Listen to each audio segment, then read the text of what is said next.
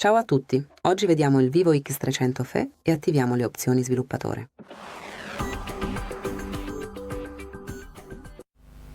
Quindi per prima cosa apriamo le impostazioni, poi scorri verso il basso e vai su Gestione Sistema. E come puoi vedere non c'è il pannello delle opzioni sviluppatore.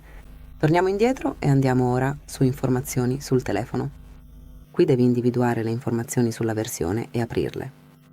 Ora tocca 7 volte la voce Versione software qui. E dopo questo sei uno sviluppatore, quindi torniamo indietro. Ora riapriamo Gestione Sistema e come puoi vedere le opzioni sviluppatore sono apparse proprio qui. Clicca per attivarle e usarle senza problemi. In realtà devi usare di nuovo questo indicatore e ora puoi utilizzarle senza problemi.